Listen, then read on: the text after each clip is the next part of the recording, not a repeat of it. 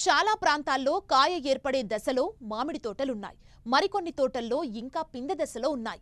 ఈ సమయంలో చీడపీడలు ఆశించే అవకాశం ఉంది. సంవత్సరం పొడవునా తోటల్లో మనం చేపట్టే యాజమాన్య చర్యలన్నీ ఒకెత్తైతే, ఇప్పుడు ఈ సమయంలో పాటించే యాజమాన్యం ఒకెత్తు.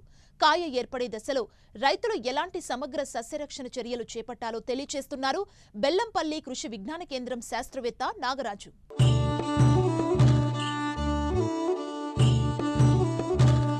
పండ్ల తోటల విస్తీర్ణంలో సగానికి సగం మామిడే. తెలుగు రాష్ట్రాల్లో దాదాపు 5,08,000 హెక్టార్లలో మామిడి తోటలు సాగవుతున్నాయి. తోటలు ప్రస్తుతం కాయ ఏర్పడే దశలో ఉన్నాయి. ఈ ఏడాది వాతావరణ పరిస్థితులు అనుకూలంగా ఉండటంతో సకాలంలో పూత ప్రారంభమవడంతో రైతుల్లో ఉత్సాహం నింపుతోంది. అయితే పూత సమయంలో కాయ పెరిగే దశలో తెగుళ్లు, పురుగులు ఆశించి తోటలకు నష్టం చేస్తాయి.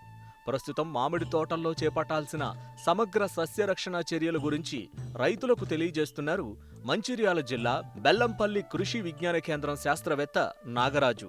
ప్రస్తుతం యాసంగిలో చూసుకున్నట్లయితే మనకు మామిడి పంట అనేది అతి ప్రధానమైనది పండ్ల తోటలలో మన తెలంగాణ రాష్ట్రంలో. అందులోనూ మన మంచిర్యాల జిల్లాలో ముఖ్యంగా ఈ మామిడి తోటలు అనేటివి దగ్గర ఒక 20,000 ఎకరాల్లో సాగవుతూ చాలా నాణ్యతతో కూడినటువంటి కాయను ఉత్పత్తి చేసే జిల్లాగా పేరు. అలాంటి మామిడిని సాగు చేసేటువంటి రైతులు ప్రస్తుతం కాయ ఏర్పడే దశలో ఉన్నటువంటి ఈ మామిడిలో సమగ్ర సస్యరక్షణ చర్యలు కనుక పాటించకపోతే మనకు దిగుబడులు అనేటివి అంటే చీడపీడలు ఆశించి దిగుబడులు అనేటివి గణనీయంగా తగ్గేటువంటి అవకాశం ఉంది. కాబట్టి రైతు సోదరులు ఎప్పటికప్పుడు చీడపీడల ఉధృతిని మనం గమనించుకుంటూ ఈ మామిడి సాగు చేపట్టవలసి ఉంటుంది.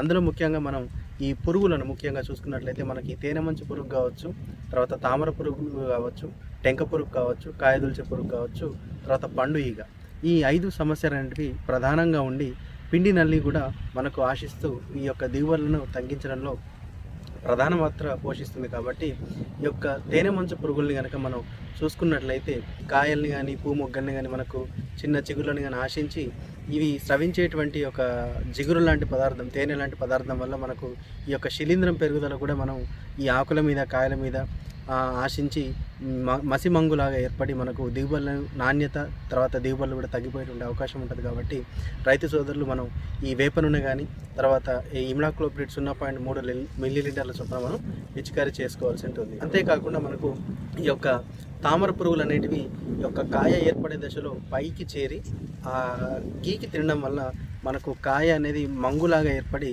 నాణ్యత అనేది దెబ్బతినేటువంటి అవకాశం ఉంటుంది. కాబట్టి రైతు సోదరులు తామర పురుగుల్ని గమనించిన వెంటనే మనం లీటర్ నీటికి పిప్రోనిల్ 2 మిల్లీలీటర్ల చొప్పున లేదా ఎసిపేట్ అనేటువంటి క్రిమి సంహారకాన్ని 1 లీటర్కి 1.5 గ్రాముల చొప్పున కలుపుకొని పిచికారీ చేసుకోవాల్సి ఉంటుంది.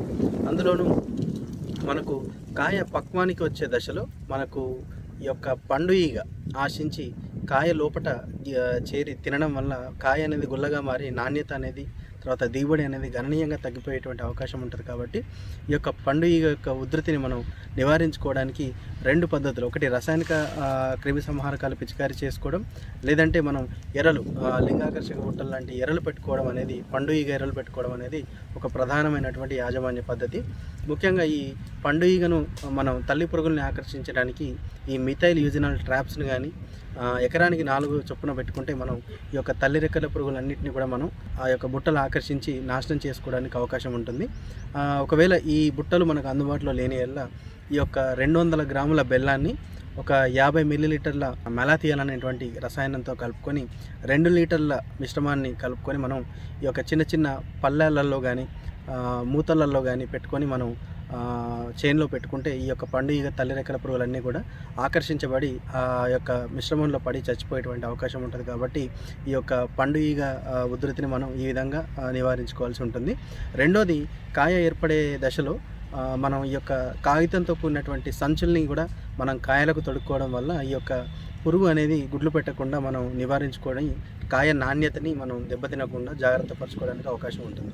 తర్వాత రసాయనిక క్రిమి సంహారకాలు చూసుకుంటే మనం డైమిథైట్ 1 లీటర్కి 2 మిల్లీలీటర్ల చొప్పున కలుపుకొని మనం పిచికారీ చేసుకోవడం ద్వారా దీని యొక్క ఉధృతిని చాలా వరకు అదుపు చేసుకోవడానికి అవకాశం ఉంటుంది.